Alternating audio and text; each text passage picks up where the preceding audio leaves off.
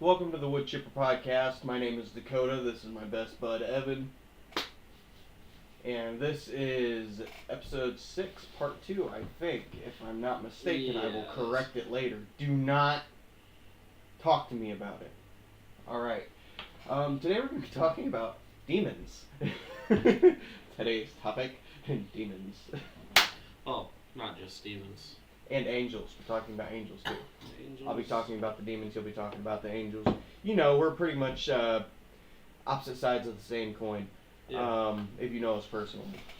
So, shut the hell up, boy. Oh, sorry. Alright, what should we get into first?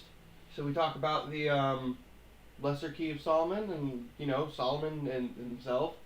Well, yeah, because like last night we kind of talked about demons and stuff, but we talked really... about the hierarchy. So there is a hierarchy, and I can actually tell you the hierarchy right now. Yeah. So like came a little more prepared. So you have marquises, you have dukes, you have earls, kings, presidents, which is so weird. You have knights, princes. God, I can't think of anything else. Is there any more? Archdukes. Archdukes. There's I guess your lords. Yeah. Your a bunch of different things. I can't tell. 1 second. Let me look at my book real quick. We've got source material. Yeah, I have books. Yeah, That's why I'm the demon person. Alright, let's see.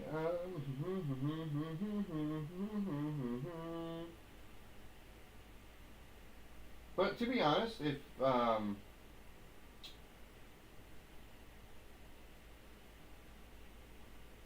never heard of that one before. Alright, I guess it doesn't really tell me exactly what the lords and the hierarchy is. But there is a hierarchy. Real quick before we get deep into this. Yes. This is your warning. Oh yeah, warning. We will be saying names of demons and stuff, and if you do not want that in your home, don't listen. I don't want to scare people off. Yeah, don't scare people off. But we are going to have a serious topic. This is not going to be a joke. We're going to be talking real names, real stuff. And if you're superstitious like that, as much as I'd like your viewership, maybe mute the TV. I don't know. Or put your earbuds in. Or put your earbuds in. Oh my gosh. Holy crap. That scared the hell out of me. Who subscribed? I don't know. Apocalypse something? Say Apocalypse Hydra 66. Thank you for subscribing. Thank you for subscribing. Come in the chat, talk, bro. Come in the chat and talk. Alright, but, yeah, we're gonna get into this. So, there's a lot of pop culture nowadays that, like, horror movies and... Yeah, you forgot to do that before, yeah. Yeah. So, I'm sorry, I'm moving my computer because I can't see Evan's face. So, but anywho, yeah, there is a hierarchy, and pop culture has referenced some of these names, which is, I don't know how to feel about them actually using the real names of some of the demons from the Goetia and stuff. Yeah, because it can open doorways. Yeah, just mentioning their names, getting you thinking about it, they can, like, spiritually just pop up and kind of ruin everything. Yeah. They can ruin damn near everything if you're not taking the necessary precautions. I'm going to tell you a tale about the story of Solomon. If you don't know who Solomon is, he is, Solomon the Great, Solomon the King. He is son of King David. Yeah, the son of King David. And he has, I guess, known for more or less the higher key and the lesser key of the Goetia. But there's the lesser key and the higher key, they have different, like, sections in it. So when you hear me say, like, lesser key of the Goetia, I'm talking about just the most famous part of the Key of Solomon.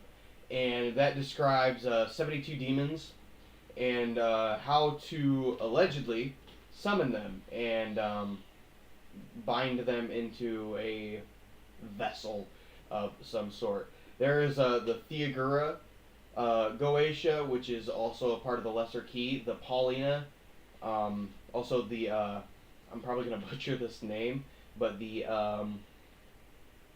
Almadale, something like that, and then the Datora. So each one has a different sort of thing, but this dude is I do believe is he a Jew or a Christian? Is he Jewish? Jewish. He's King Jewish. David, that's the Old Testament King David, the famous biblical King David. This is his son. They found the kingdom. That was on the high era of the kingdom of Jerusalem, where they were actually all the tribes were united. That is ancient Israel, right? Yes, ancient Israel. Ancient Israel. I know it happened in the 10th century. What is it? It's the before. Gosh, before Christ, BC. Before Common Era, I think. No, they changed it now, but it used to be before Christ. Now it's before Common Era. They keep changing the calendar. But surprisingly, he's not a canonical figure in the Bible, but he was a real person. Solomon was canonical. Was he? Yes, they talked about Solomon. Not so much what he did in his because reign. More of his, you don't really hear about Solomon. I don't think you hear about him too much in the Bible, but he's definitely heavily traversed in the occult. Oh yeah, he is. I mean, he is in, and he was in the Bible itself. After David dies, he takes the throne and stuff, but it doesn't get so much into his rule other than he was ruthless as a ruler. Yeah. And he was pretty rough as a ruler. But then at the end of his life, he began to. He chose wisdom and became a very wise person, and towards the end of his life. Sorry, isn't there an artifact that he had? He possessed something that was His ring. His ring. I don't remember what's the story on his ring. Do you remember? It's got the sigil on it. It's got the sigil, his sigil on it. Is that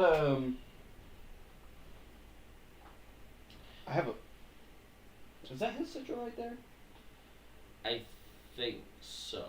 It's close to that. I'm gonna show it on camera. But he I had don't like the look. Avert your eyes, but that is, I do believe, the symbol that Solomon had on his ring, and that ring he had was like super special. It's supposed to be powerful. He used it in rituals. Yeah. They said, and that ring had a lot of power to it. Like, isn't it like he did something to it?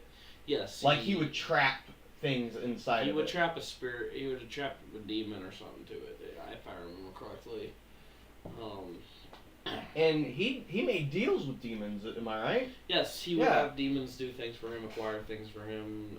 At least nothing is said in the Bible about it, but the occult side to it says that he did.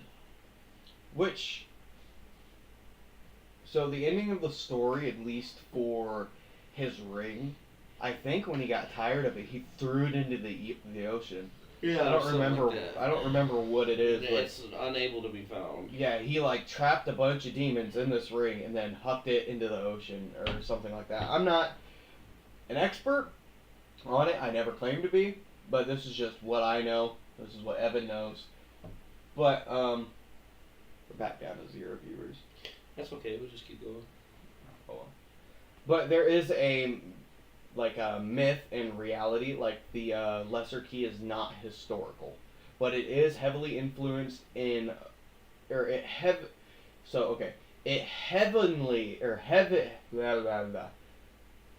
heavily influences newer and earlier grimoires and occult texts and like the Testament of Solomon. Yeah. It's a heavy influence. It's for Like it's also influenced. What's the occult? Like just the Western cult, the Western occultism. Like here in America, that's including like Aleister Crowley, if you've ever heard of him, the Golden Dawn, and just more modern demonology and stuff like that. Yeah. No, the funny thing is did you know Aleister Crowley used to be a part of the Golden Dawn? Really? But he was so wild they kicked him out. He did? Yes. Aleister Crowley was. I watched a whole documentary on him not too long ago. Aleister Crowley was nuts. Wow. That's why they said he was the beast. Yeah, I remember hearing something about that. I don't remember. Dude, he was messed up. But Is he the one that came out and said his whole religion was bullshit? No, that was Antoine LaVey. Anton LaVey, yeah. Antoine LaVey, the man who created the Satanic Church. Or isn't it the Bible? The Satanic Bible. It's got the pentagram on it. He actually started the Satanic Church as well, but he wrote the Satanic Bible. Yeah, and then he came out on his deathbed and said that it was a joke. It was a joke. He didn't believe any of it. Yeah, Personally, he didn't believe any of it. To you Satanists out there that worship Antoine LaVey, I'm sorry. Isn't there a video of him saying it, being like, "I need to tell everybody this"? No, it was known though throughout his through his followers. You'd have to say the ones that were there at the end, because that's a whole story how he died. It's something about he went to astral projection and somebody else went in astral projection and cut the cord because you're tethered to your body in astral projection, and cut the cord and it killed him.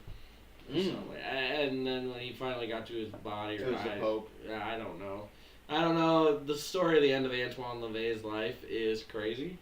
Sorry.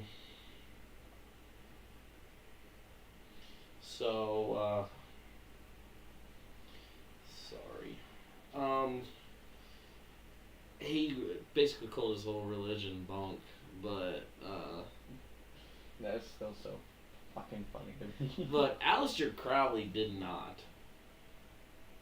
I don't think he denied. I think he was more like. I think he said something like "I'm perplexed" or something right before he died, and that was the last thing he said. I think so. I can't remember what it was he like said. "I'm perplexed" or something like that. Is what he said. I mean, he didn't deny anything he was doing. I think he just finally was dying, and he finally saw the truth. They say when you get into near death, you see the truth.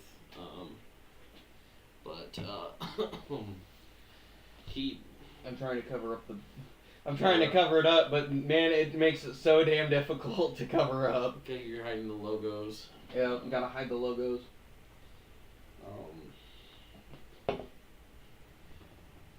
That orange cream so good. let's just kind of get into the Ars Goetia. The Ars Goetia, or just the higher keys and lesser keys of Solomon? Well, I think right now we're going to be mainly primarily, unless you want to talk about the other parts of the keys. I would like to, because I don't have anything else with the Ark of the Goetia, if you know any of that, but... Ars Goetia is just the demons, really. Yeah. The lesser key Goetia, the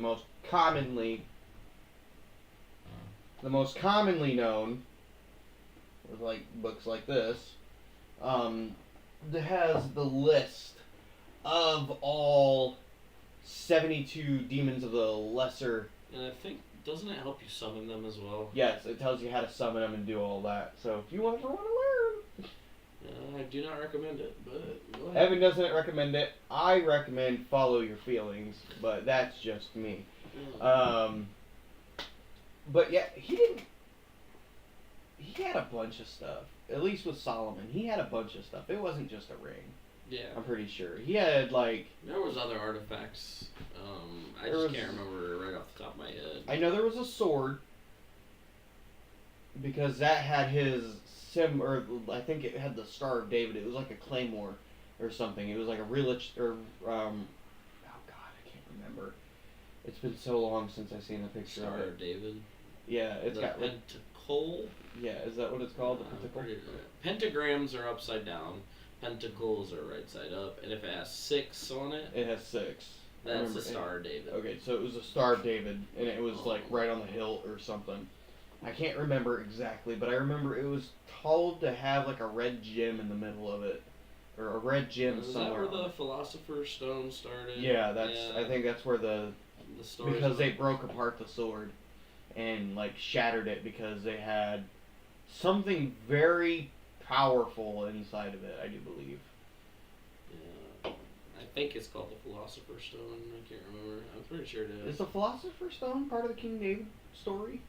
No, King David. Because I know it was based on alchemy and alchemists. Yes, but David so much in the Bible it doesn't mention anything about that or anything. It just shows he went up against Goliath, and it shows him going into hiding for all those years because Saul was trying to kill him, and then Saul finally gets killed in battle by somebody else, and he takes over the kingship and pretty much goes from there.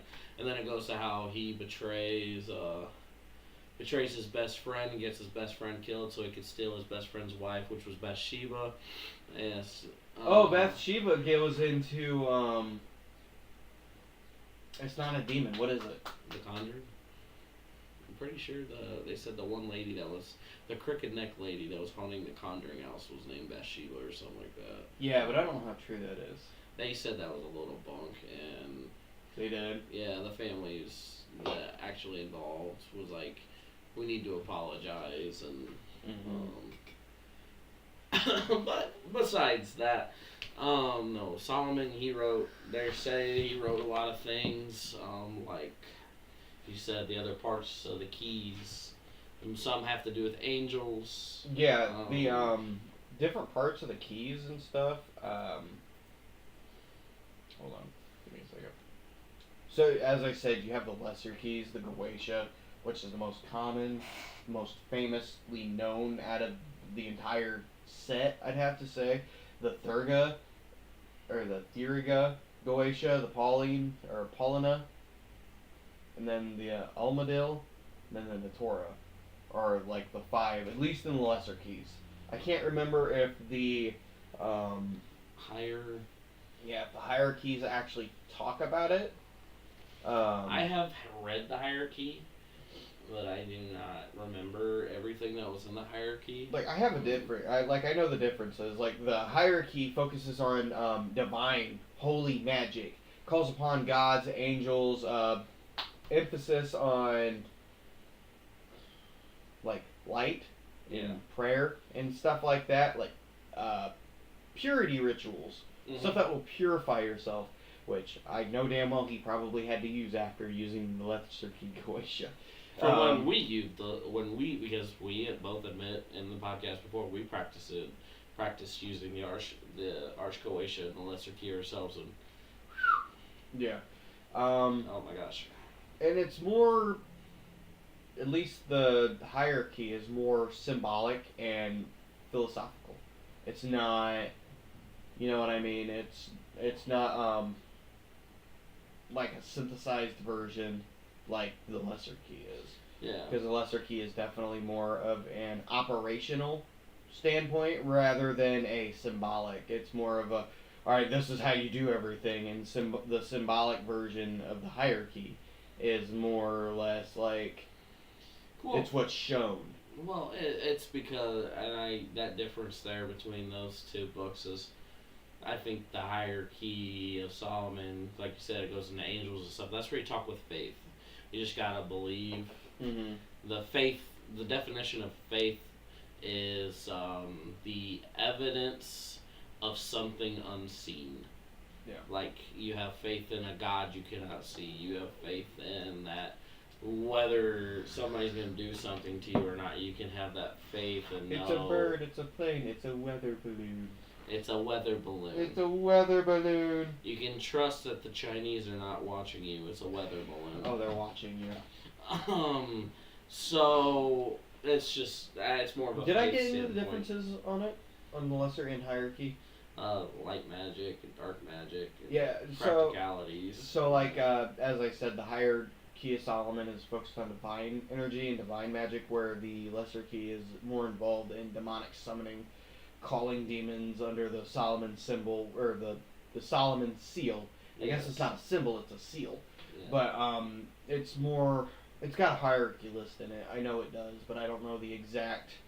There's a lot. Yeah, there's so much. If you want to get into modern demonology and modern angelology, it is a lot of reading. There's a lot of things that are very hard to remember. Man, I was heavy into the study on both sides for a very long time, and I was doing it for years, and I still kind of, memory is kind of fuzzy on some of that stuff, you know, because I was heavy into it. I studied, I read the Lesser Key and the Higher Key of Solomon. I did not, and I'm guessing when you get to the Lesser Key, the book I had, I think, had all the other small books pressed into it. Really? Yeah, so I've probably read them all. I just haven't really recognized that I've read them all yet. But there are some other books that are very good reads. The Bible of the Adversary is another one heavy on the demonic. Anything by E.A. Goetting. Oh yeah, E.A. Goetting is.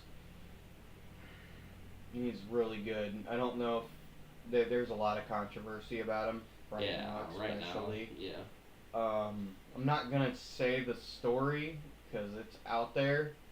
It's just I think it's shitty what had happened to him because none of it was his fault, and he doesn't. He's a really loving person, and what happened to him was tragic and sad. But this is the Bible of the Adversary by Michael W. Ford. Great book, amazing book to read. And then anything by probably not that one. I've learned to hate that book. My bad. I forgot what I read the name of it.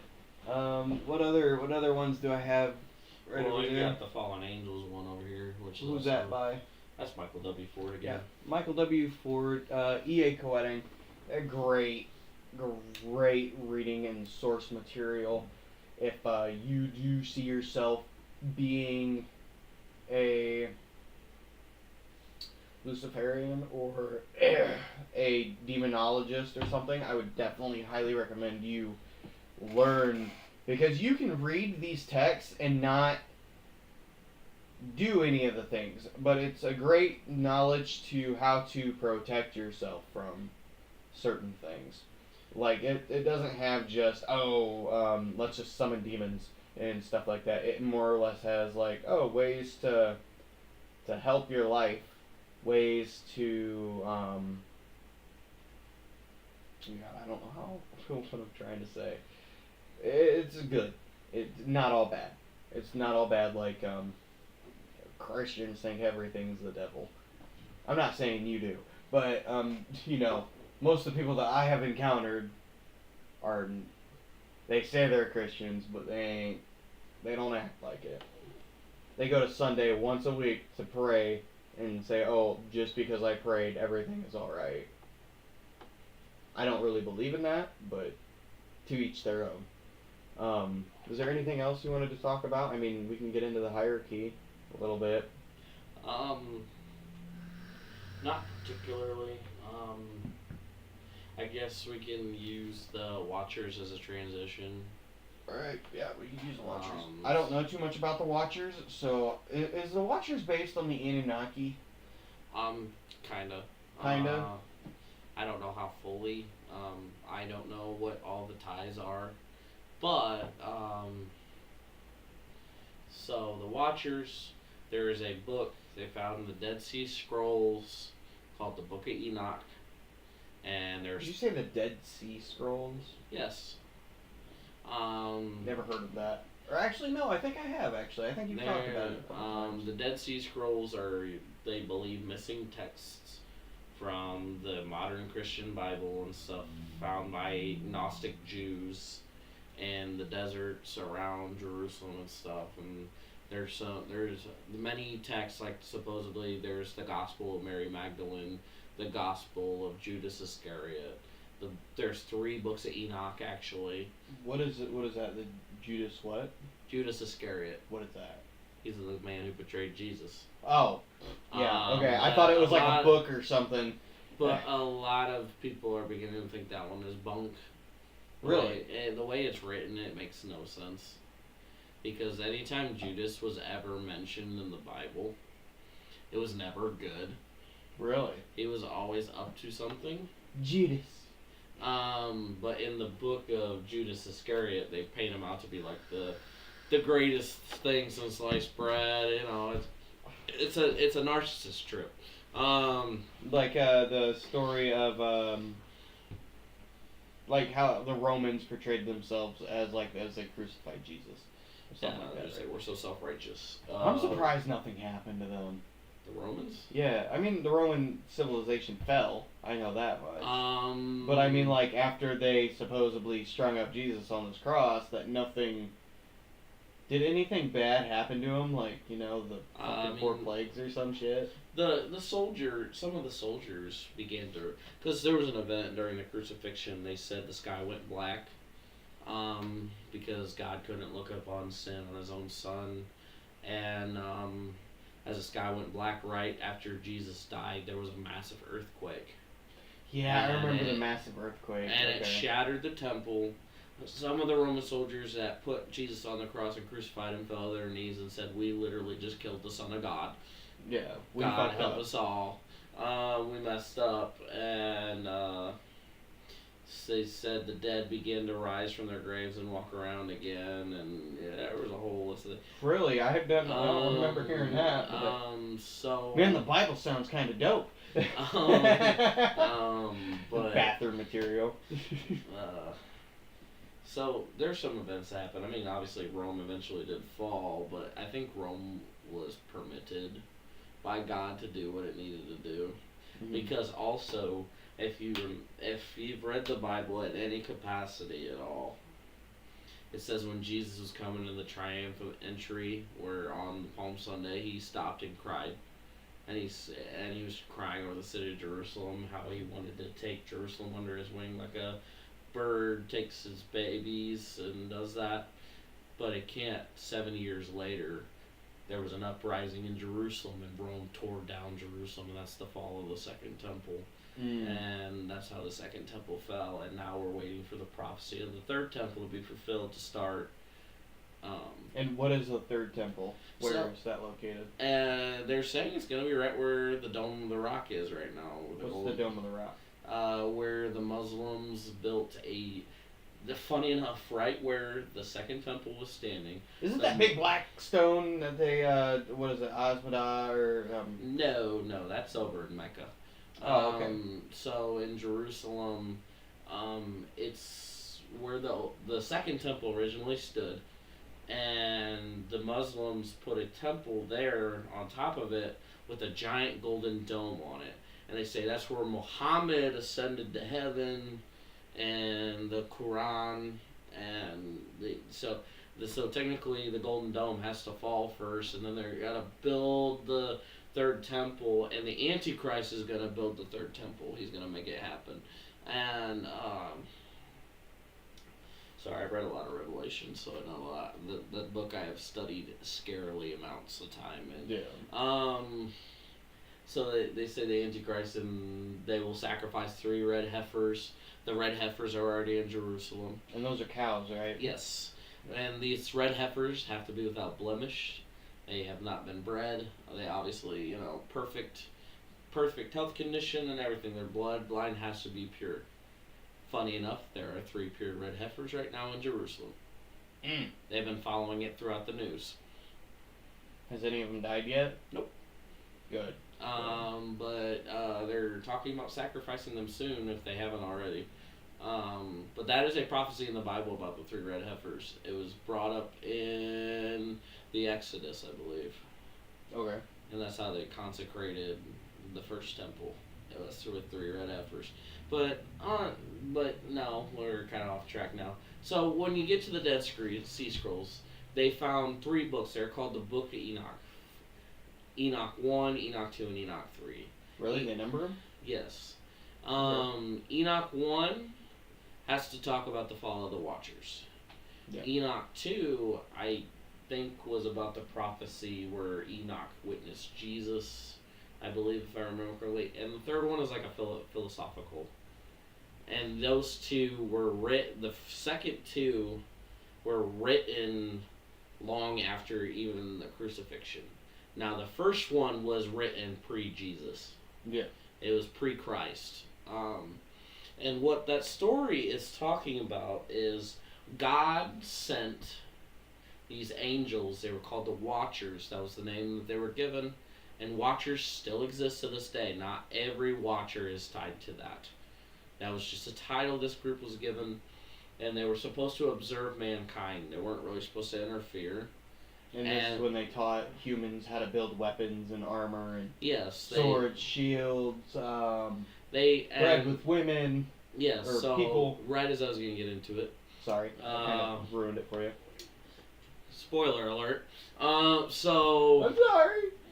So the Watchers, they were doing their job at first, and then for some reason they looked upon the daughters of men and found them very beautiful, wanted to breed with them, so they did, and that created the race of the Nephilim. And the Nephilim were a giant race that was very warlike and stuff. And then obviously the Watchers also created weapons of war. They taught the world witchcraft. They said they taught astrology. This is where they say astrology is of the devil and the zodiac and stuff like that. Which is so crazy, because I want to go back to the Lesser Key, actually, because they do. It is talked about inside. I think it's the Hierarchy, if I'm not mistaken. Which one is it? It's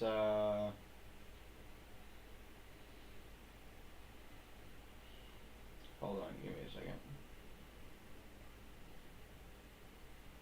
Okay, so it's it's part of the Lesser Key, and it's section 3, the ARS Paulina, which is teachings from the Apostle Paul, and it focuses on astrological spirits and angels tied to hours of the day and zodiac signs. So I wonder if that's directly influenced from what you're talking about, or did it come beforehand? So everything so it would have had to come from way before, I have to say. Beforehand, because the kingdom of Jerusalem obviously didn't rise till after the flood. And that's Noah's flood, right? Yes.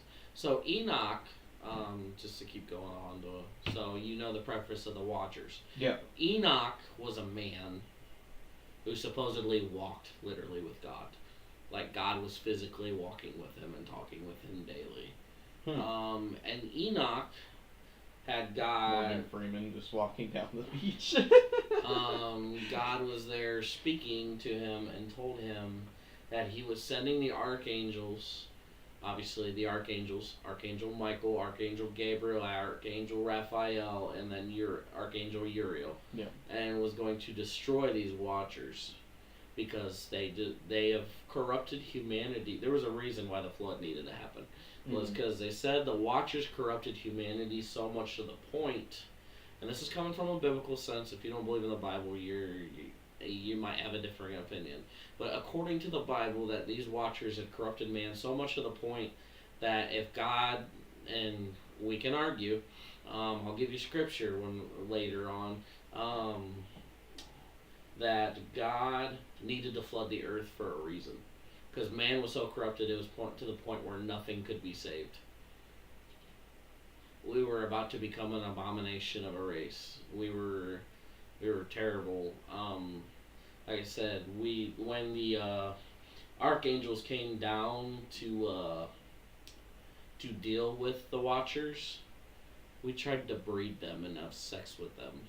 And man was so messed up that we tried to do some terrible things today. We were seeing the most holy, pure thing on the planet, and we wanted to hump its leg. Dude, humanity was messed up at that point. That's why. I mean, you gotta think of the. Never mind. I'm not even gonna get about today's standards for shit like that. Well, yeah, and then also. It's tied. They said in the Bible that you'll know we're near the end when we're in the days of Noah and Sodom and Gomorrah, and more, I'm not a doomsday guy. I like to live my life pretty daily, but man, I'm when you read what happened in Sodom and Gomorrah, and you see what's happening today. Okay, so explain to me what Sodom and Gomorrah is, because I don't know. So Sodom and Gomorrah happened after the flood. I don't know how you have Jesus sitting on your mic. So yes, little Jesus is on the mic. You can't see him. If you look on that leather thing that's right in front of Evan, point to him, Evan. That's Jesus. Say hi, Jesus. But sorry, we'll get back into the Book of Enoch. He wants to know about Sodom and Gomorrah real quick. Yeah, I'd like to learn. So Sodom and Gomorrah happened a little bit after the flood. This is in the story of Genesis where they're talking about Abraham. Abraham was promised, obviously. I was just messing with you. I'm sorry. Father Abraham had many sons, and many sons had Father Abraham. I am one of them. I'm sorry, I'm singing the old vocational Bible school song. So Abraham had a nephew named Lot that he took care of his own because their parent died. And now, what kind of name is that? I don't know. That's you said Lot. Yes, like Lot. Yes, his name was Lot. Man, I had some weird names for shit back in the day. So, but they couldn't get along. For some reason, Lot was very ambitious, very... Like him and his dad couldn't get along? Yeah, he just... Okay. So he told Abraham he did not want to quarrel with him because he loved him like a father. So he chose to move to a different land away from... and gave Abraham good land, and Lot ended up in the city of Gomorrah. And Sodom was another city nearby there. And in that time, God approached Abraham and said that the people of Sodom and Gomorrah were very wicked.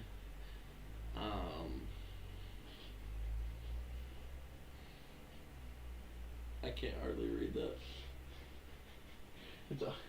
It's he said, I don't know, Dakota and Evan are some weird names to them too. Yeah, probably, actually. Probably. Different times, brother, different times, everything. Just like our grandparents were named like Isabel, Elizabeth, Marlene, Virginia, Marlene, Linda, Bartholomew. Yeah. But God said that the men and women were committing atrocities, and that he was going to destroy the city and rain sulfur on it. And Abraham kind of begged because he knew his son Lot was in Sodom, and he was like, "You're just going to burn it down without warning? Won't you save anyone?" And he's like, "If 100 people were righteous, would you save the city?" God said yes. If there was, and it trickled down to just one, and God would say yes every time that he'd save the city just for one person. But so God chose to send 2 angels into the city, and once again, just like in Noah's flood, they tried to have sex with the angels.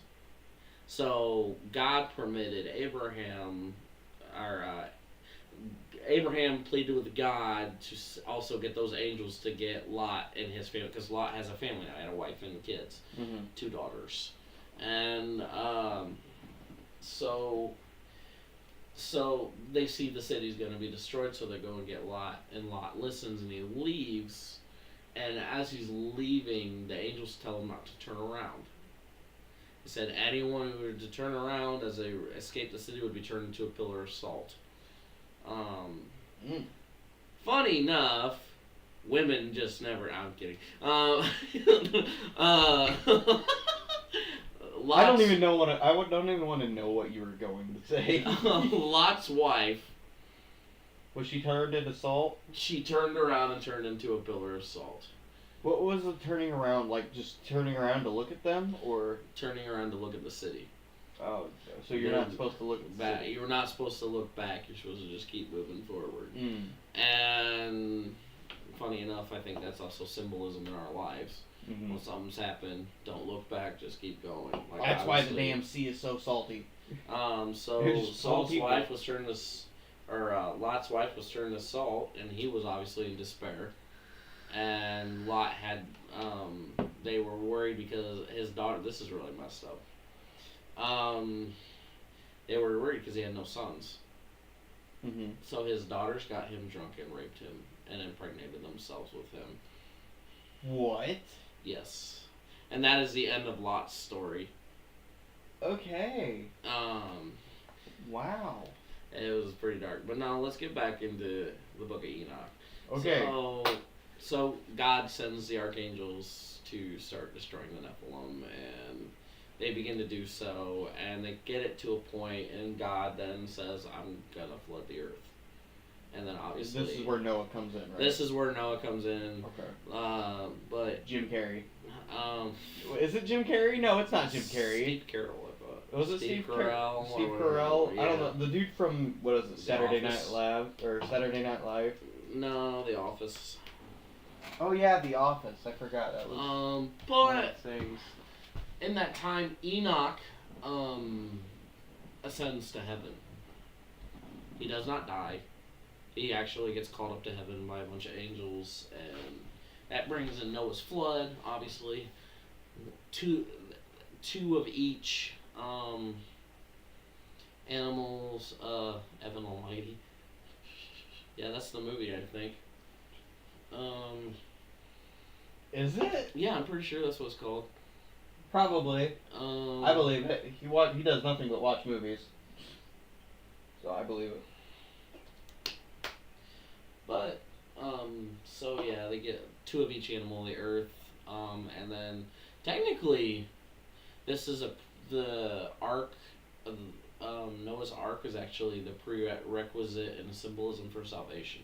Mm-hmm. Because it took Noah 40 years to build the boat, and the whole time he was building the boat, he was preaching to people that the flood was coming, and that God would grant anyone clemency if they got on the boat, whether they were corrupted by the Nephilim or not, that they would be forgiven, and nobody listened. Yeah. Except for his sons and his sons' wives were the only humans that got on the boat, and then obviously the earth was flooded and everything was destroyed. The Nephilim ceased to exist. But funny enough, the giant races still exist after the flood. The Anakim and other giant races begin to exist. Is that where you get into like the Cyclopses and stuff like that? Yeah, like the, stuff. Like the Roman, or was it Roman or Greek? Like the Odysseus.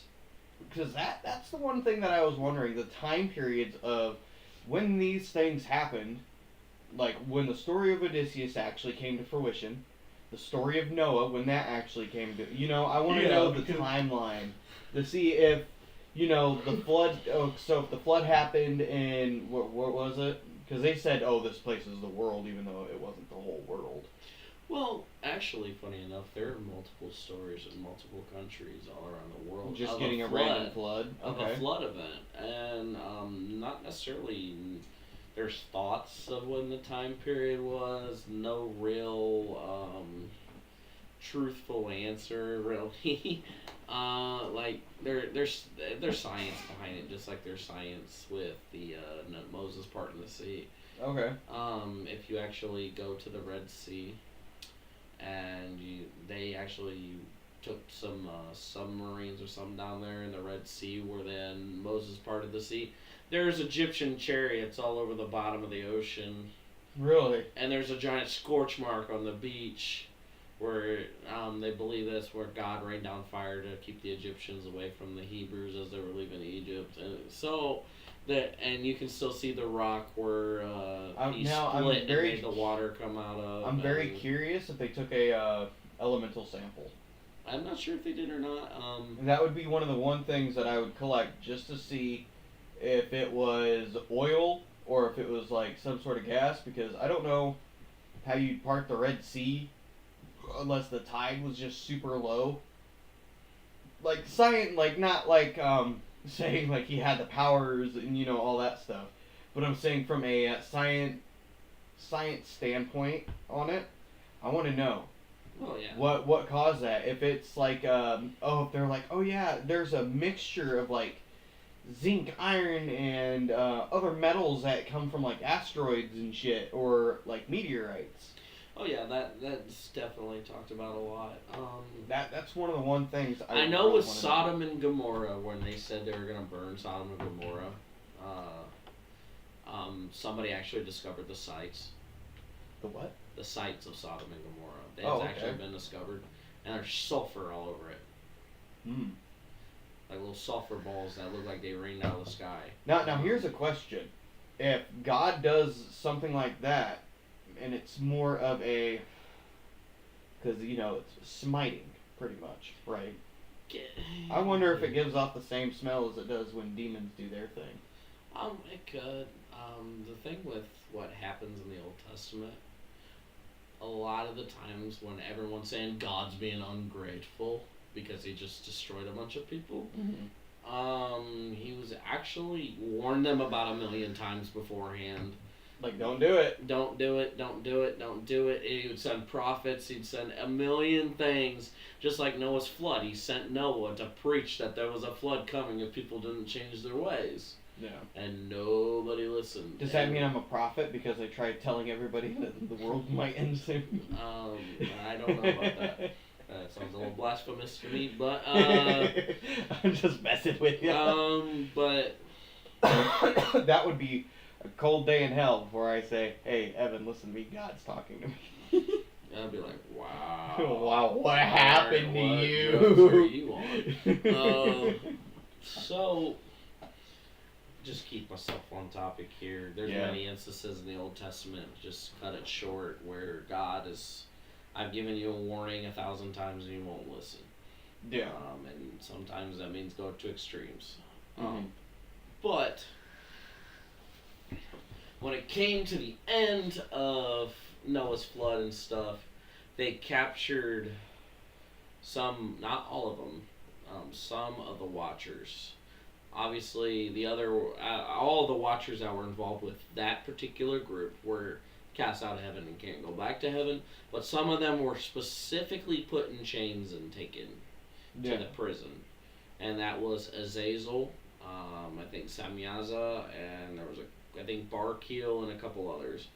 I can't remember if the Four Lords are considered any of that, because I know there's like, or the Four Kings of Hell. You know what I'm talking about? Yeah. But so they were put in the pit prison.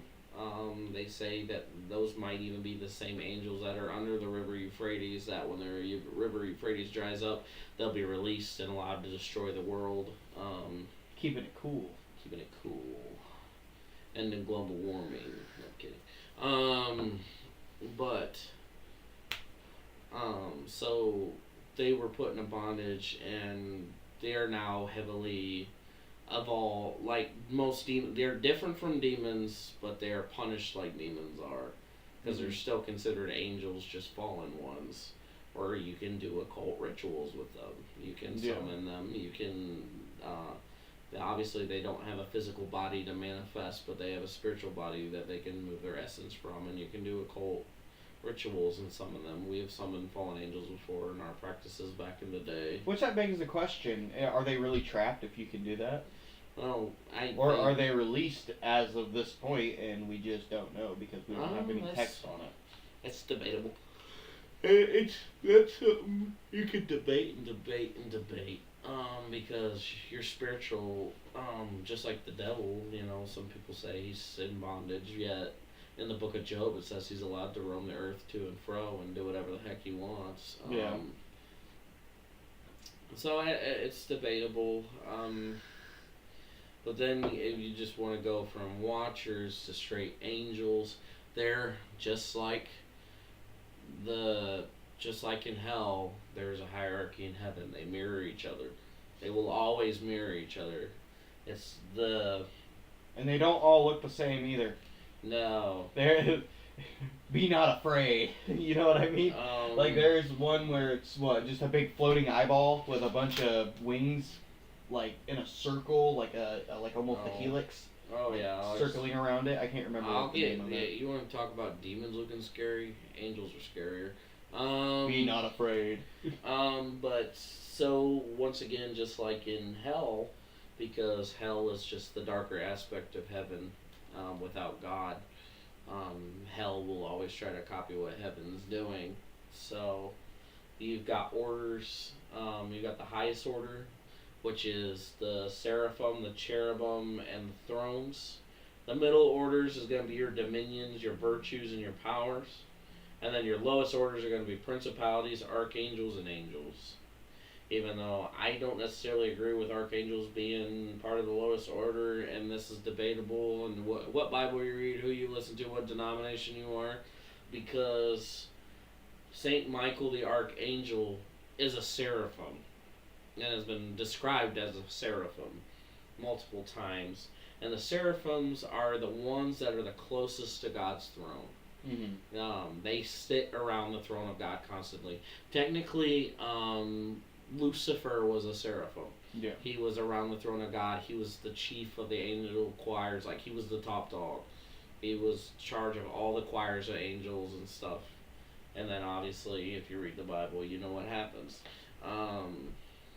And he doesn't want to be God, but he wants to be like God. And he was, jealous of man, and started the war in heaven, and he fell.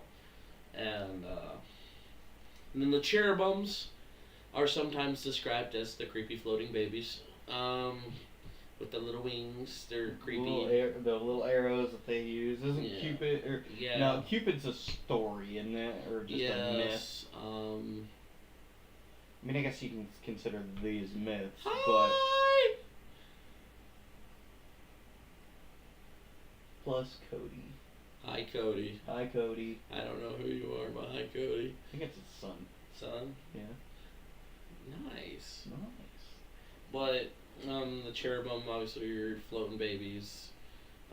They say Cupid was a cherubim. That's Greek mythology. I don't know how that ties together. Yeah. And then there's the thrones, and they say there's thrones around heaven where there'll be 12 thrones on each side of God. Obviously, Jesus being at the right hand of God, being the Son of God. And obviously you've got your dominions and stuff like that. But once again, it's really just broke down into choirs. Yeah. And obviously each choir, the lowest choir being like the furthest away from the throne of God, to the seraphim, who is the closest to the throne of God. Yeah. It's just the distance away. Not saying that angel that is furthest, Cody is 30. Oh, okay. So saying that, that angel is the furthest from heaven, or not furthest from heaven, furthest away from God, does not diminish that. That is still an angel of God. Yeah. Just sometimes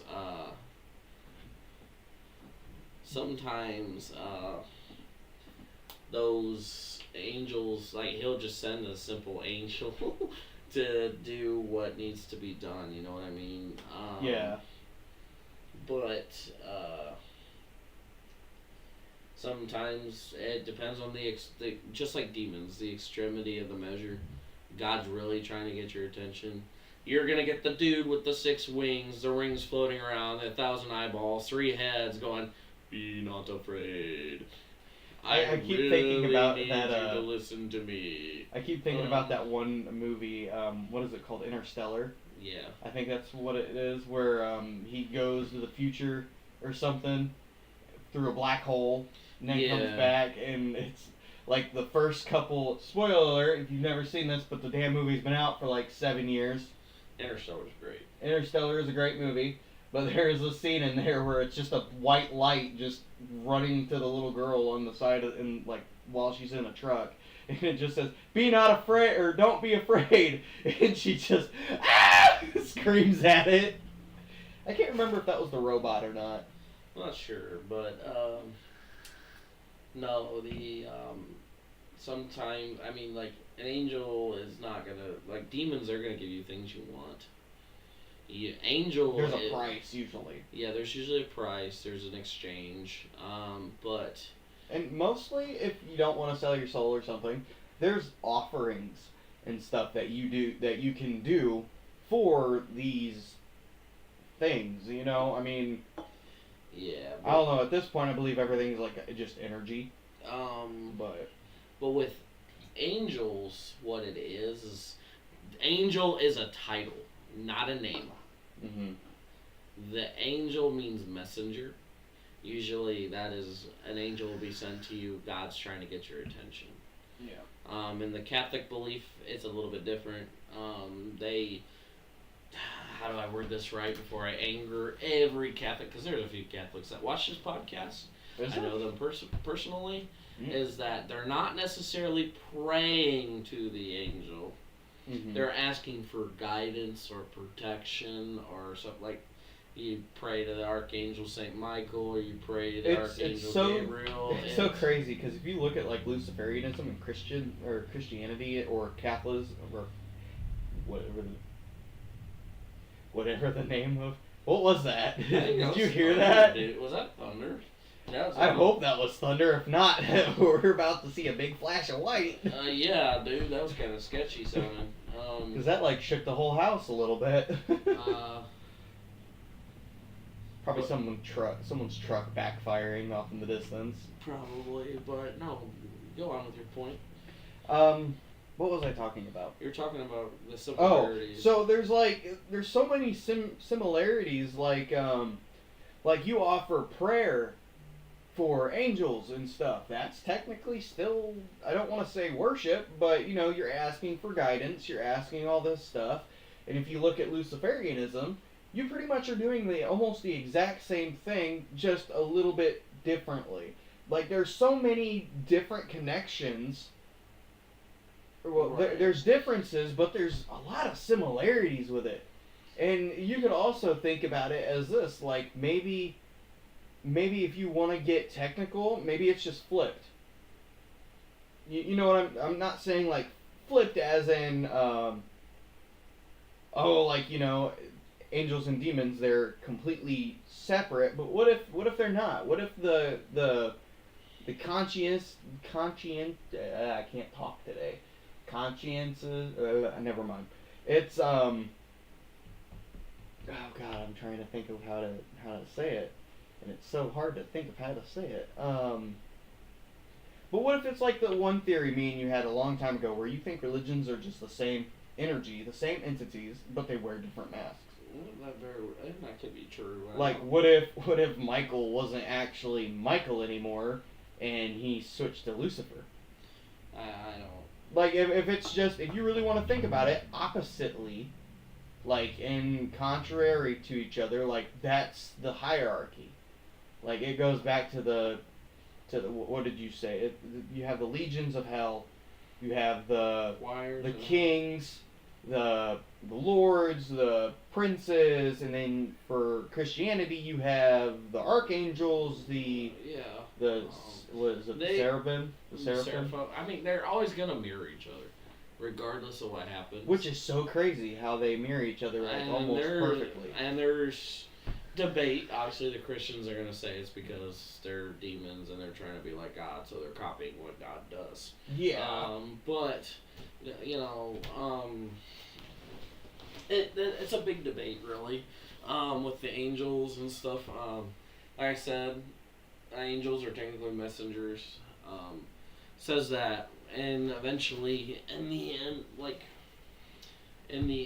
end of it all, there'll be a new heaven, a new earth, and a new Jerusalem will come down, and God is going to dwell with man. So how true do you believe, or how much do you believe that though? I believe it fully, but that's because there's a story in Norse mythology. Yeah. Where it's so bizarre, but it's almost like a precursor to how the Bible is. Yeah, I mean. So you have they had this big battle, which was Ragnarok in Norse mythology. They all died. Well, there were 3 gods that survived all that. 3 of the Aesir gods. And the Aesir gods actually went on to preserve one man and one woman inside of a tree in a garden sort of setting.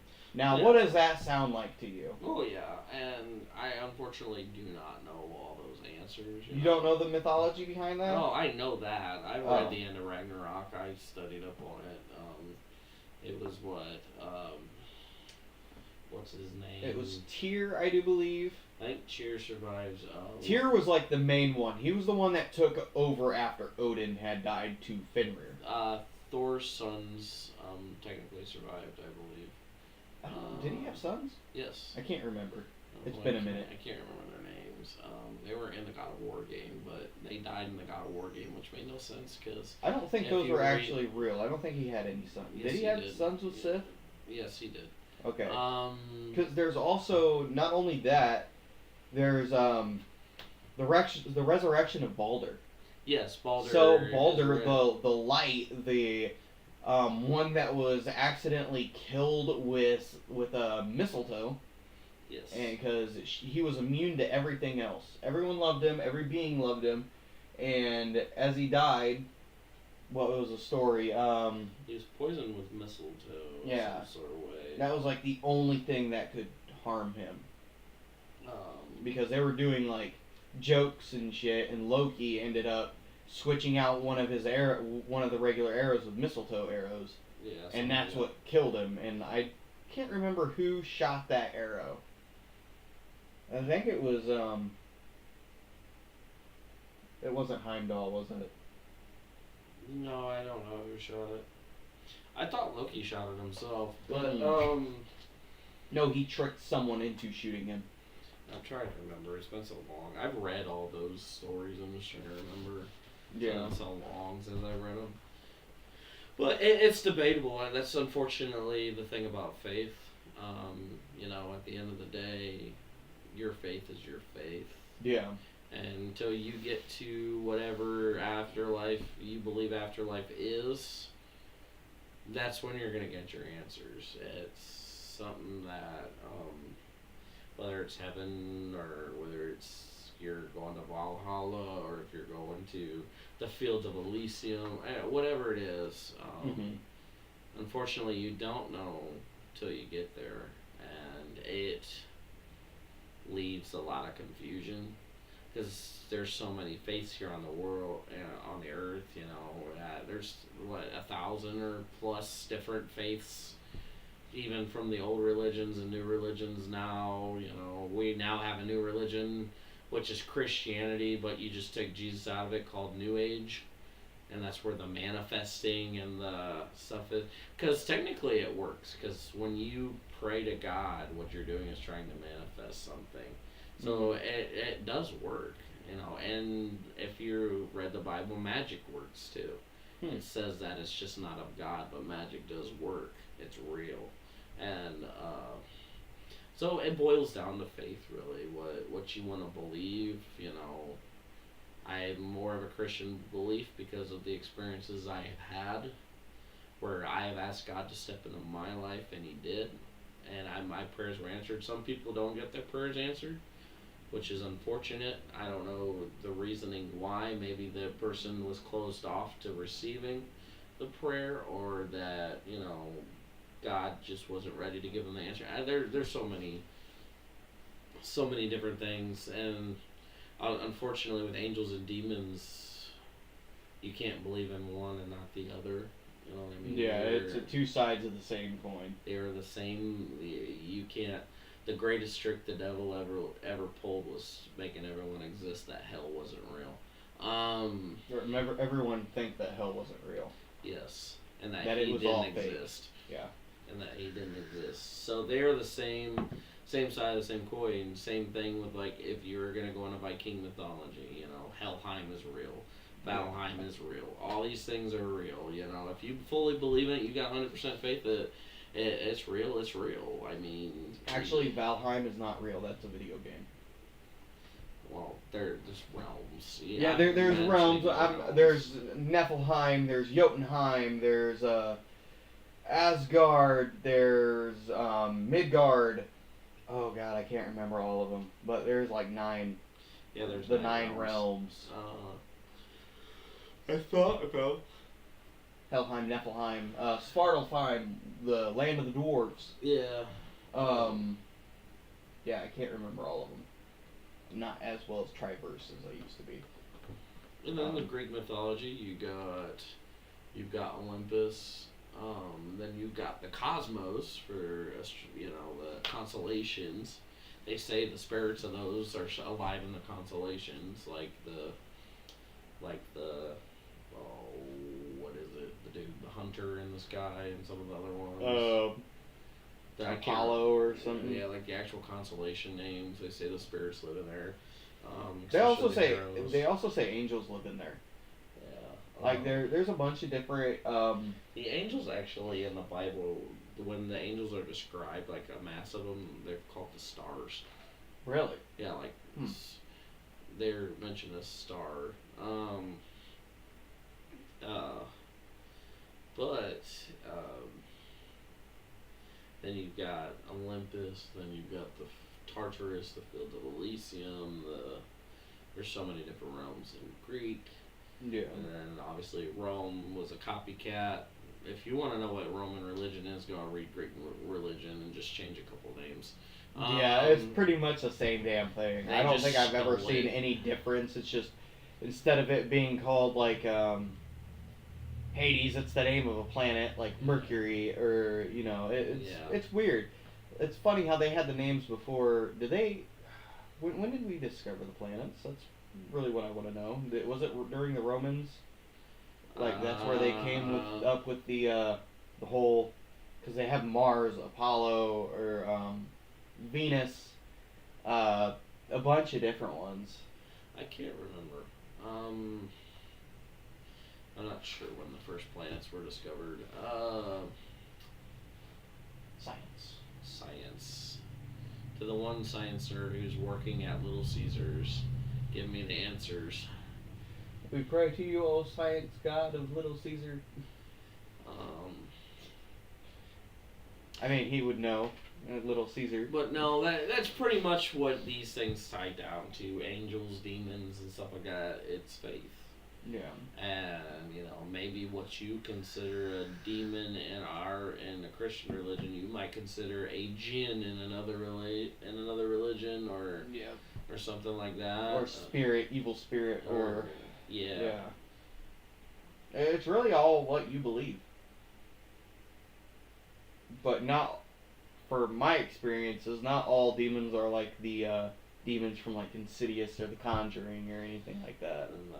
They're not all the same. There is some evils. There are genuine evil spirits out there. Yeah. They do exist. Yeah. And I don't care if we have a PC right there. You're the Little Caesar science nerd. Get to work. Chop, chop, boy. Wasn't Caesar leader of the Roman Empire? Yes. Yeah, you should know this shit. Yeah. But funny enough, we kind of wanted to delve a little bit deeper into these topics because they need to be explored a little differently, especially like last night we're talking about the paranormal. Yeah. We talk about Hat Man. We're talking about like just baseline spirits, malevolent spirits. I guess we can wrap up with just regular spirits. What's a normal haunting? Like, is it a residual? We can talk residual, poltergeist. That was one thing I don't think we talked about, was residual and stuff like that last night. No, we didn't. But there's so many different things, different types of haunting. I know now we're probably going into a completely different thing. Well, technically it ties because we decided we were going to go through those stages. Hey, what's the types of hauntings? Demonic. Maybe Poltergeist. Maybe an angel pop up on you, which is not unheard of. Yeah. Shadow figures. Yeah, we talked a lot about that. If you want to learn anything about shadow figures, I do believe we talked about it in the last episode. And funny enough, afterwards, we had a conversation with someone who had the same Hat Man story, dude. Yeah, if you've ever heard of the Hat Man. We literally went to a firework thing, and somebody literally started telling us about the Hat Man, unknowingly that we talked about it on the podcast. Yeah. Like, as soon as they said it, we both looked at each other and was like, what do you mean? So, you just talked about that? That's great. So the Hat Man stuff, that's legit, dude. I wasn't joking when I said a bunch of people have Hat Man stories. Yeah. But now we can talk about the normal haunts, Yeah. The less extreme, and we could just, like a residual haunt, which is based off stone tape theory. which is somebody had a lot of emotion, say they really loved a house or something like that, or Really put time, effort, blood, sweat into the house itself. yes, they were it was important to them. Yeah. And every now and again, you're in this home and you see like this spirit, and it's always doing the same thing. Like it's walking up the stairs. Stairs that aren't there anymore. Yeah. That used to be there, but someone took the stairs out, and you see them doing their daily routine, almost. It's just they're living and repeat, and they're not intelligent. Yeah. It's not intelligent. When you try to speak to them, they will not answer you. It's like you're seeing a flash image. My vape is gonna be haunted. Yes. If I die, I'm gonna haunt my vape. I hope you know that. That's okay. That's okay. I'm not gonna suck on your haunted vape. Oh, why But so that just kind of repeats and repeats, and every now and again you get a visual of what's going on and what their life was back in the day. I'm waiting for somebody to make a smart comment about that. All Arnold, one person. Because I think we lost Dalton after a while, kind of depressing. I have no idea. It says one viewer. It sometimes freaks out. It'll say one viewer, but there's like 3 people.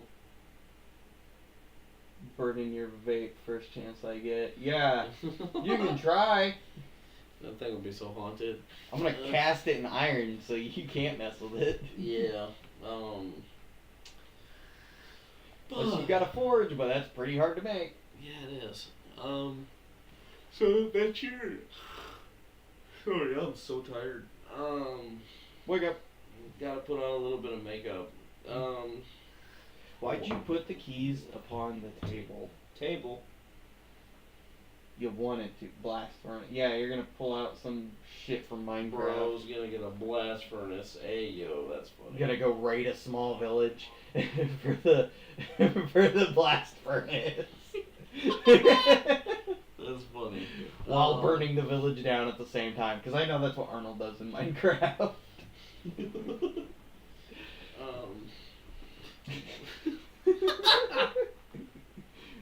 I'm waiting to see the "you know it" part pop up. You know it, bro.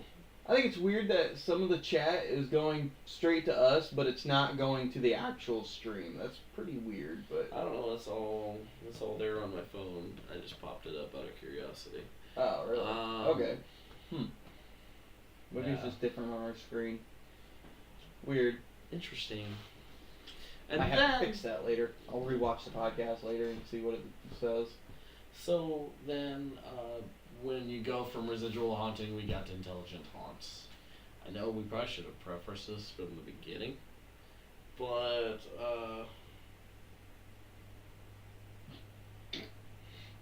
I used to do that. I used to hide my shit inside his house in Minecraft. Like, it'd be underneath his bed. I'd break the block underneath his bed, place a chest, and I'd just run in and click on his bed and access all my shit. It was the best way to keep it away from him, was put it right underneath him. He's only found it a couple times. only under his nose. Yep. But as I said, we preface this with probably should have started with this, but basically some of the stuff we were talking about earlier ties to intelligent haunts. Yeah. Intelligent haunts is usually described as you're not just seeing them do their normal mundane thing. They're not, they're actually answering you back, and it's proven through scientific equipment. Yeah, like what we use in our investigations are like SLS cameras. You can look it up, see what it is. EDIs, we have an EDI Plus, EMF detectors, EMF or EVP recorder. EVP recorders, S boxes, which are known as spirit boxes, stuff like that. Yeah, it's scientifically proven, and you can base it on scientific. There's some sort of evidence there.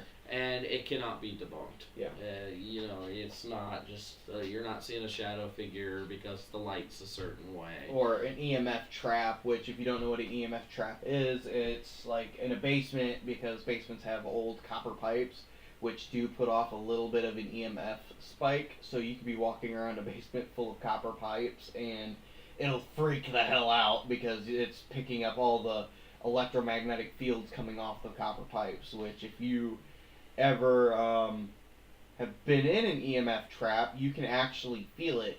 Like it does change like chemical compounds in your brain, and you have your own electromagnetic field, and it will interfere with that, and it can mess with your head, like can cause paranormal illusion or uh, would it be No, it wouldn't be paranormal. It'd be psychotic illusions. Yeah, you could start hallucinating, seeing Hallucinations. That you're That's seeing, what I was yeah, trying to say. Yeah. You could start seeing things. You're.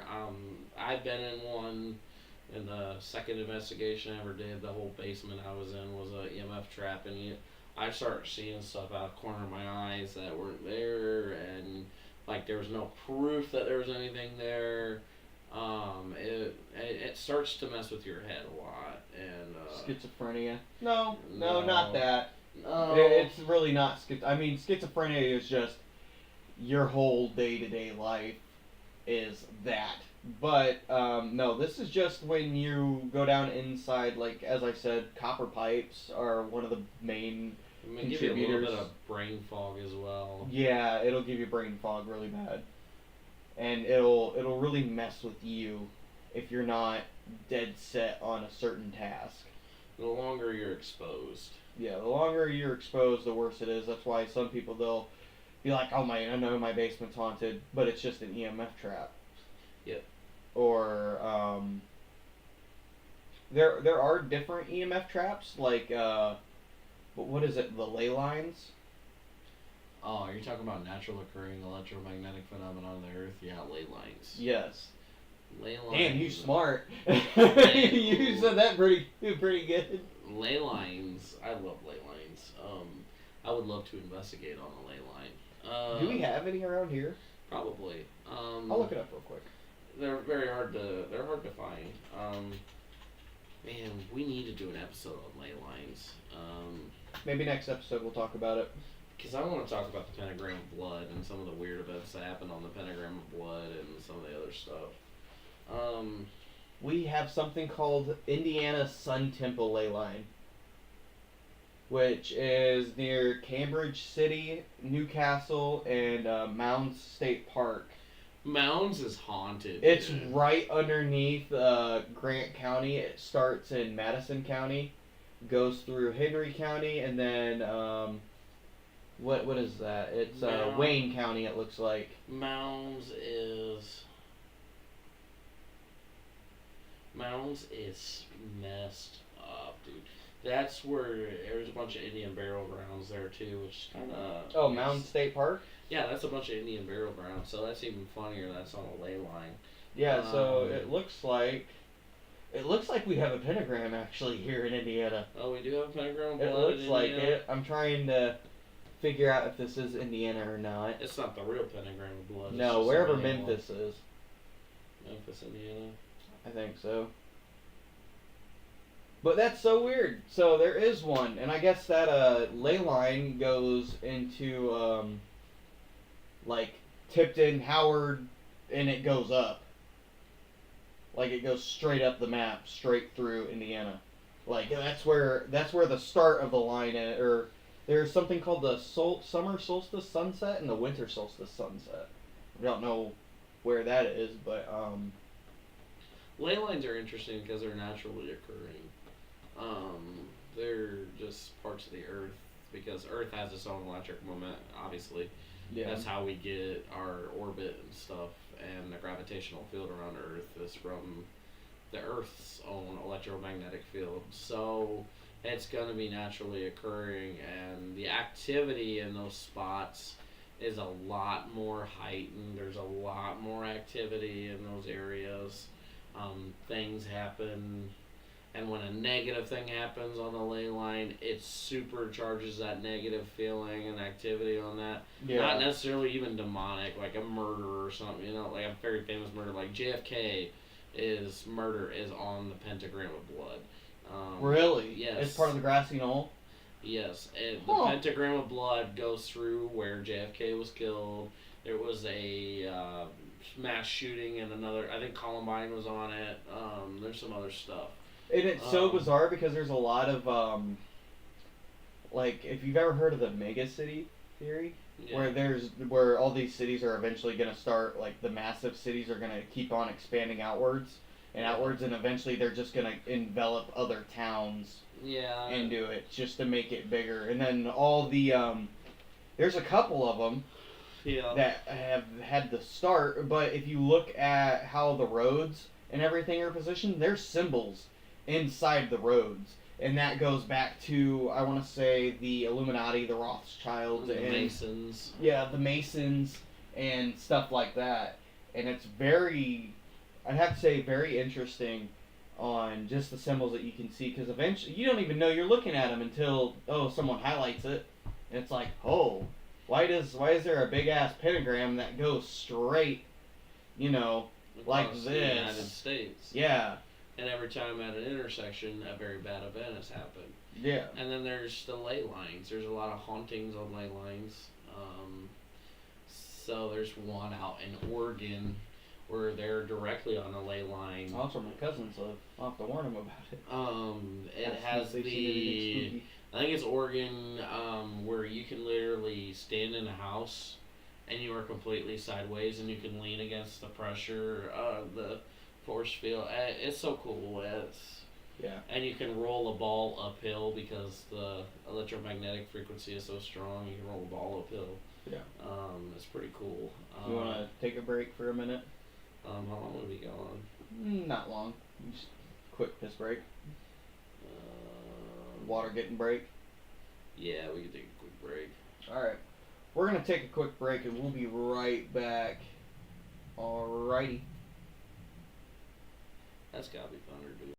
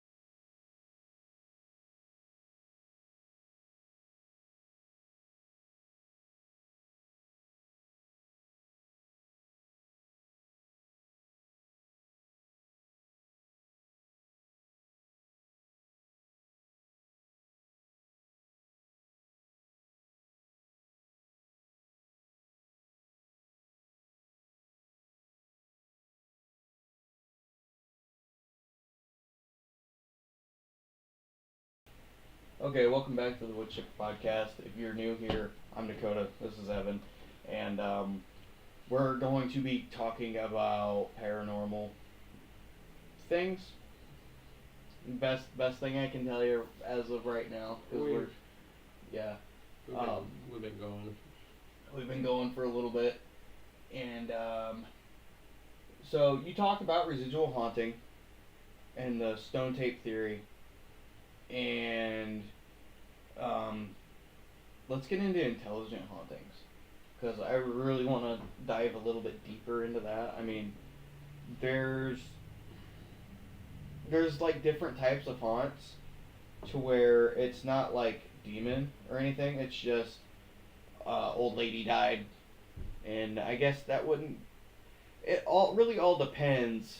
So more so, we're not wanting to talk about like demons and angels and stuff necessarily. You're going Yeah. to talk about human spirits. Yeah, not like I do believe like a poltergeist, like poltergeist activity is more or less there's a couple different theories that it is just a buildup of energy, Yeah. that it's just a swell of either negative or positive. It doesn't really matter, I Yeah. don't think, but a little bit of negative will influence all the energy in the house or in the Usually area. by a living person. Yeah, usually by a living person. Usually living people cause it to manifest, I'd have to say.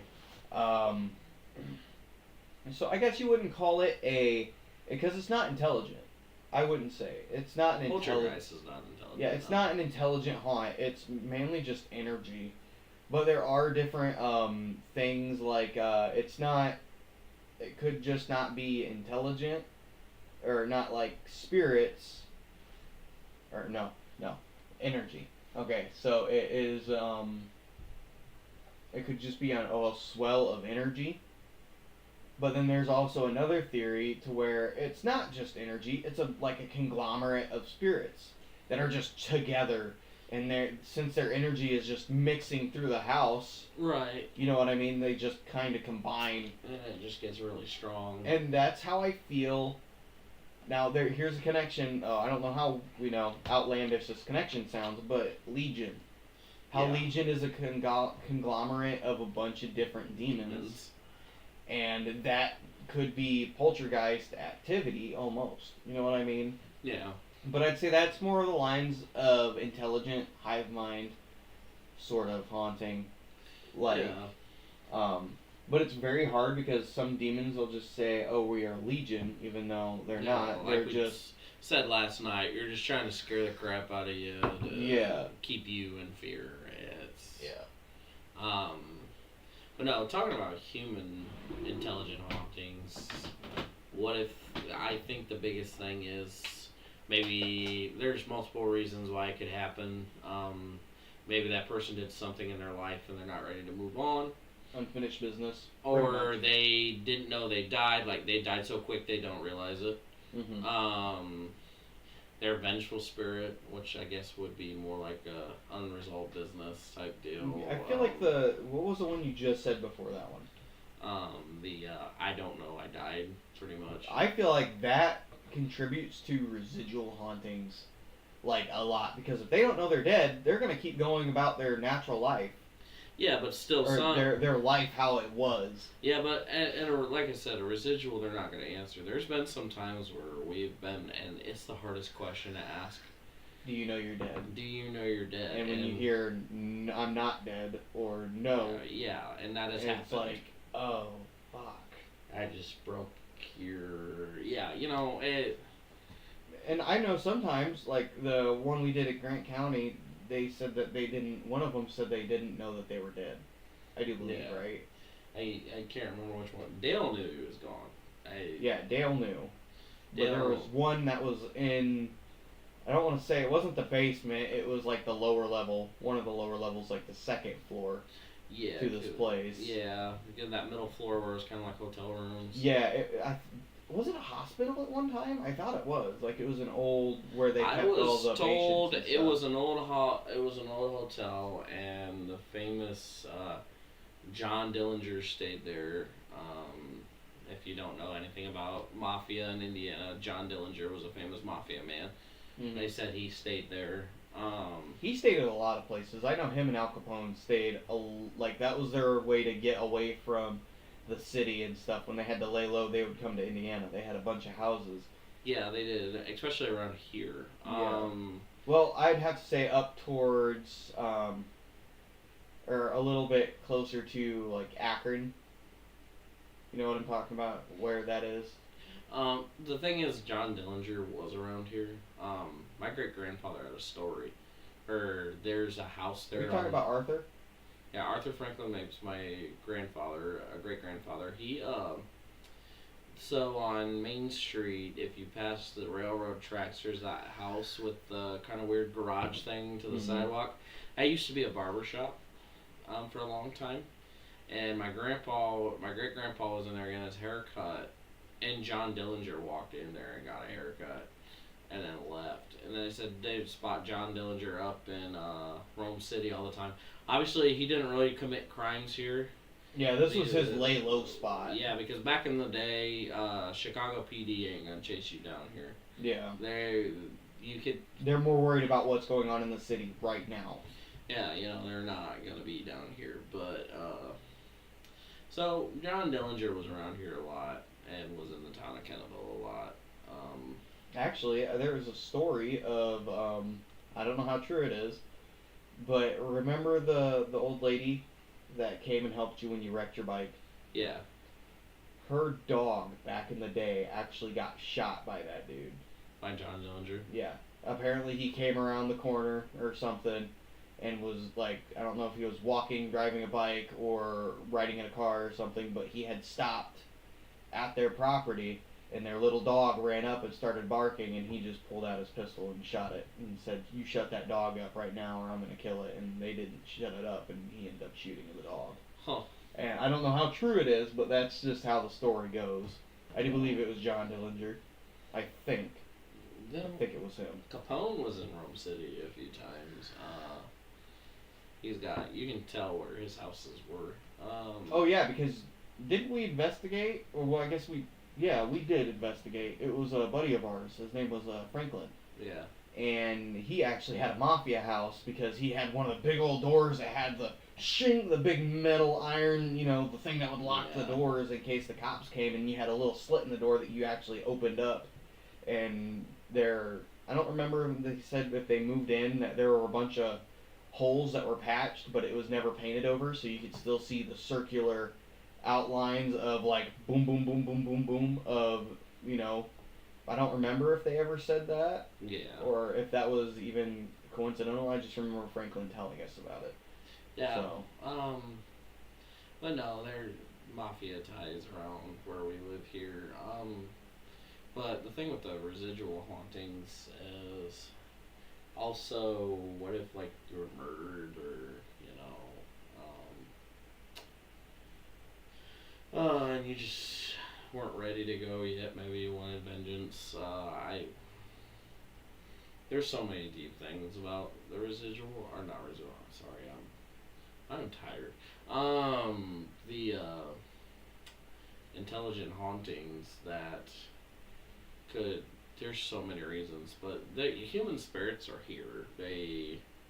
They move around us frequently. I don't know if it's a dimension thing, that's why we don't see them, or they're just in a different light spectrum, or what. Because, the theory with UV, that there are different light spectrums,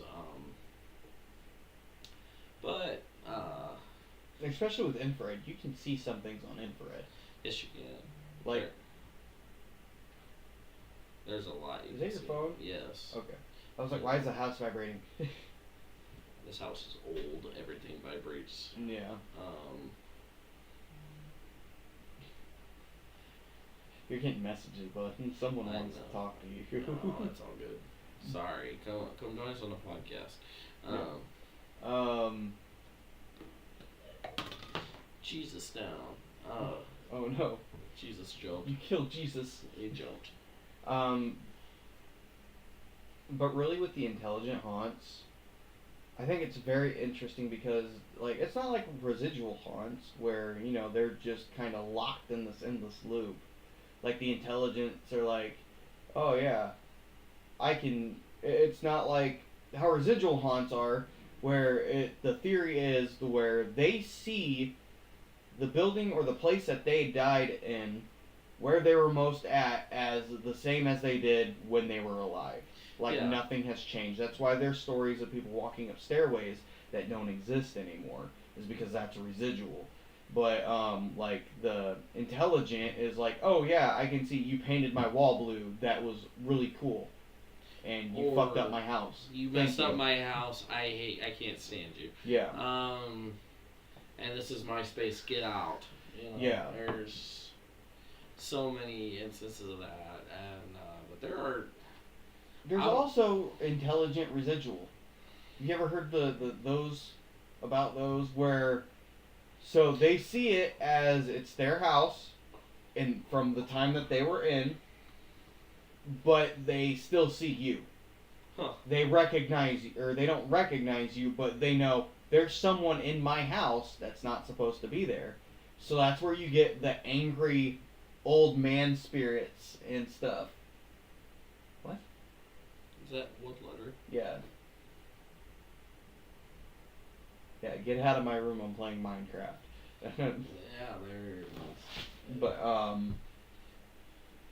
yeah, something like that. Like, you know what I'm talking about? Like, you understand it?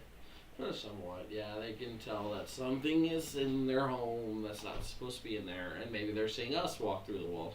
I don't know. It is. That's actually a good point. Maybe they think like, and there's also that theory where it's energy that has traveled and traversed time. Because energy cannot be created nor destroyed, and energy does not change. I mean, energy changes. It could be positive to negative.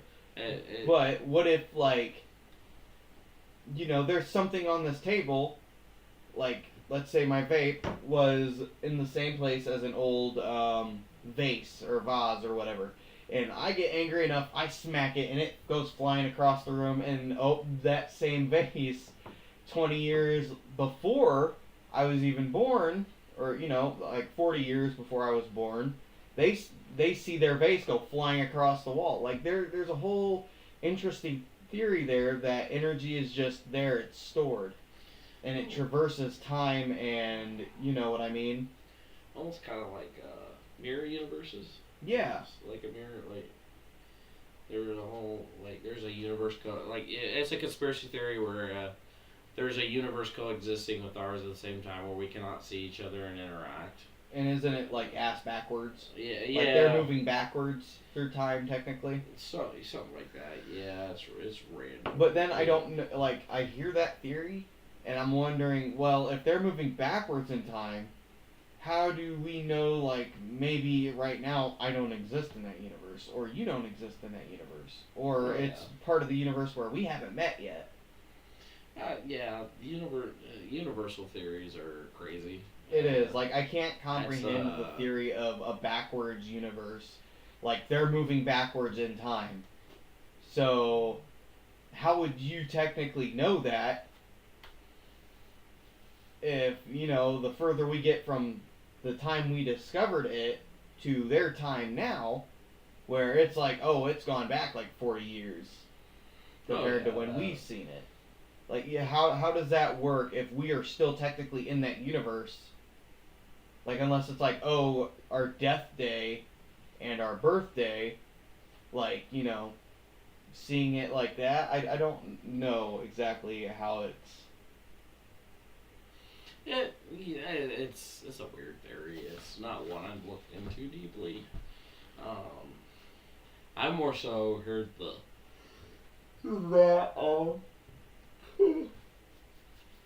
that theory is like they live their own lives alongside ours, but we can't see what they're doing, and they can't see what we're doing unless there's a thinning of the veil, and that could explain. Are you talking about like God, this sounds so corny, but like how DC describes their universes where it's just they're in the same space, they take up the same space, but they're not on the same. They're on the same time, but the vibration is different. Is that what what you're thinking of? A little bit. It's confusing because I don't even know much about it myself.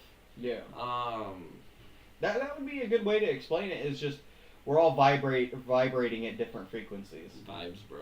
Yeah, and that could be why oh God, I don't want to say it because I don't want to sound stupid, but like earthquakes happening Yeah. is they're causing something different that is at a different like someone else in a different dimension or universe that is let's say nuking Antarctica or something like that, and it's causing a vibration at a different frequency that they just haven't discovered yet. That is causing it to travel and traverse, somewhere different. That very well could be. It's once you get there, you'll find out. Unfortunately, Yeah. this is something like maybe you're smoking a little too much, and you're like, bro, Bro. yeah, like the deep thoughts, dude. So, how's a towel clean if you washed it, or how does a towel get dirty when you dry it off with your clean body? And it just Dead skin. That's how I think about it. It just like you're just a bro. Why is water wet? Why is water That's wet? what you're starting to sound like right now. Yeah. Why is water wet? Or water's not wet. That Water is makes things wet. exactly how it feels like. But yeah, I don't really know what else to say from there. I don't either. I don't really have much else, honestly. I mean, I think we should talk about the quartz lines. Or do you want to talk about that? You want to save that for a ley line episode? Yes, I'm gonna say that for a ley line episode. Okay. I want to go on a whole episode of ley lines because there is some stuff that our planet does that affects the paranormal realms, and ley Yeah. lines and all those affect it. Like, isn't there an old town where it's built on top of a quartz ley line?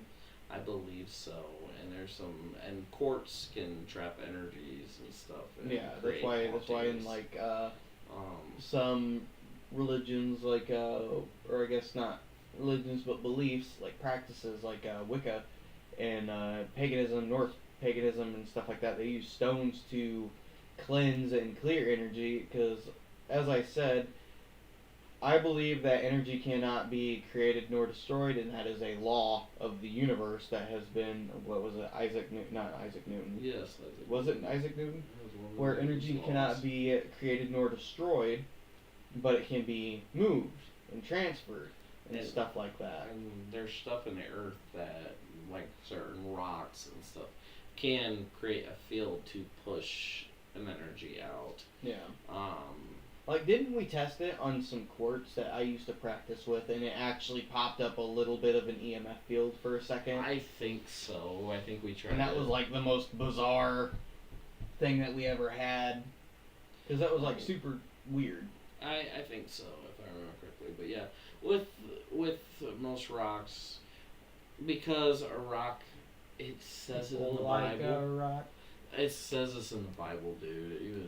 Even in the Bible, it acknowledges that the rocks cry out for heaven. Really? So what that says, if you're even on a biblical sense, the rocks are alive. They're, there's properties in rocks that make them alive. I don't know if it's molecules or what. Obviously, it's not. Rock. It's not sitting there talking, but there's an energy to these rocks, and they can repel. And I think they can repel evil energies. I don't use crystals myself. I don't believe in them personally, but they're. You can feel energy. You can coming feel from You it. can feel energy Because off of them. you felt some of the energy that I've stored in crystals when I was really into practicing and stuff like that. And you were Yeah. like, wow, that feels heavy. Or, it feels like, dark. Like you don't want to touch it and you want to put it down. Yeah. But, and I keep turning this damn thing off. But no, I would like to get into an episode about ley lines, what the Earth does with the paranormal, how the Earth responds, rocks, minerals, stuff like that. Fortunately, I don't really have any more for really today, but Yeah, I mean, we talked a lot about the demons and angels and stuff. We didn't go too far into depth of them. We mentioned a couple of them. but there's, I don't know. There's forces in this world and they're real, whether you want them to be real or not. Yeah. And I guess it all depends on how spiritually inclined and open you are to Yeah. seeing it. If you're like a super shut in person, you might go through your life never seeing anything. Yeah, it's that faith, it's that belief. If you believe it, eventually enough, you're gonna see it. If you Which don't, that's a great thing to have a skeptic on a paranormal investigation team that just tries to pick apart everything. it's annoying, but yeah, it is. It's great. It's good. It is annoying, but it is great. Yes, you need somebody. I'm not saying like they need to debunk everything, but like, hey, that might be a shadow from where you're standing. Let's try this again Yeah. and try to replicate. Always be skeptical of everything. Don't just sit here and listen to our podcast and, well, Evan and Dakota said this, so I believe it. Yeah. No, read for yourself. Get the information for yourself.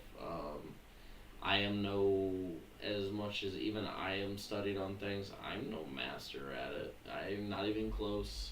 I just, a lot of, some of these things I could have said, I just made up out of my own head. I don't know.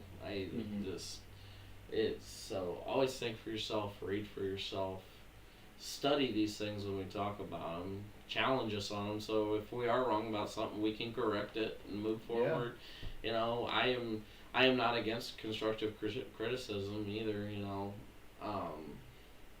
But it's a faith thing. It's a belief thing. You believe. It's like you see what I said in the other episode with the alien episode. Question everything. Yeah. Don't just blindly follow anything. Question everything. Oh, Be a absolutely. skeptic on life. Because that's probably the. Oh God, it helps. Oh yeah, it does. It definitely helps.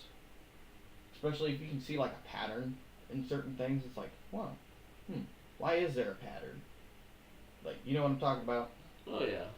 What's the coincidence here? What's the common denominator? Why do I keep experiencing these same things over and over again? Think. Let's process of elimination. Even in just your regular life, it don't even have to be paranormal field. Just okay, why does this keep happening? Why does this keep happening? Don't trust the government. Don't trust the birds. They're not real. They charge using power lines. That's why they don't get shocked. Yeah. Actually, I don't know how many times I've seen like something fly through some live wires and their wings expand and they touch both and it's just.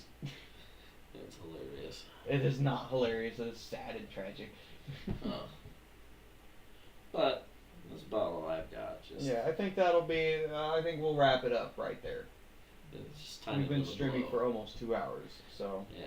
you can only speak about this stuff so much before it starts fucking with you. Thankfully. Yeah. Well, that's all, folks. You've been listening to the Wood Chipper Podcast. I hope you have a great day, or a great rest of your day. I mean, it is like only 5:34 p.m. right now, EST from right where we're at. But yeah, have a good night, and that'll be all. Thank you for watching the podcast. Anything you want to say?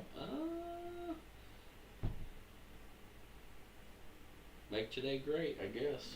Make today great. Live life to the fullest. Alright. That's been me. That's been Evan. You guys have a wonderful night. Deuces. Bye.